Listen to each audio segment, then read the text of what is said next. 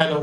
तो मैं आपको बताता हूँ कि गूगल शीट में एक मोस्ट कॉमन एरर आता है, सबसे ज़्यादा एरर देखने को मिलता है। तो वो एरर ये है कि रिजल्ट टू लार्ज। तो कई बार हम क्या करते हैं, रिजल्ट टू लार्ज को रिमूव करने के लिए, मतलब सही डेटा लाने के लिए हम क्या करते हैं, यहाँ से डेटा कम कर देते हैं। आपकी जो डेटा है A2 से लेकर 30,000 रो तक है, तो हम क्या करते हैं, इसको कर देते हैं 20,000।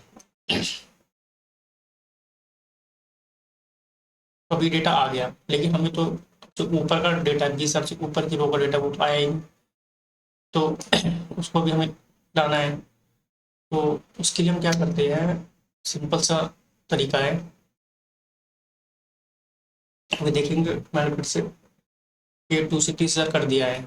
तो ये फिर से एरर आएगा। मेरा नेट स्लो है तो इसलिए थोड़ा सा प्रॉब्लम क्रिएट कर रहा है।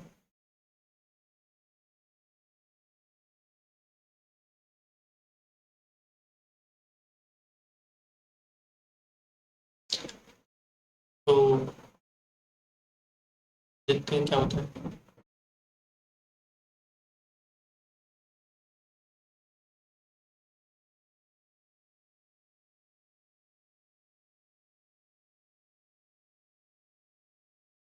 ठीक है, तो ये फिर से वो एरर आ गया। अब इसको मैं क्या करता हूँ, इसको मैं इसके पार्ट्स बना देता हूँ।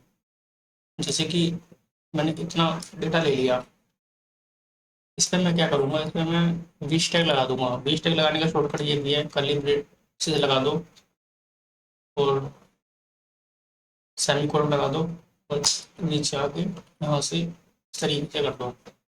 अब यहाँ तक मैं ले लेता हूँ 10,000, ठीक है, और यहाँ तक ले लेता हूँ 10,001, ठीक है, और यहाँ कर देता हूँ मैं 20,000, ठीक है। एक बार और ले लेता हूँ और यहाँ मैं कर देता हूँ 20,000 एक रो से 30,000। तो ठीक है, ये ऐसे हो जाएगा। A2 से 10,000, 10,001 से 20,000, 20,001 से 30,000।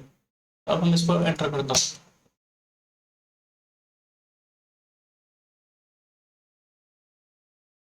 तो देखा हमने, हमारा डेटा यहाँ पे फैच हो गया है।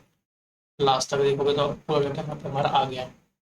तो बैकेंड में हो क्या रहा है कि हमें पहले डेटा मिल रहा है यहाँ तक, यहाँ तक, यहाँ डेटा वहाँ से फैच कर लिया इम्पोर्ट रेंज के थ्रू। इम्पोर्ट रेंज लगा रखा है मैंने, थोड़ा शॉर्टकट लगा रखा है यहाँ पे। A2 में इम्पोर्ट रेंज मैंने ऐड कर रखा है।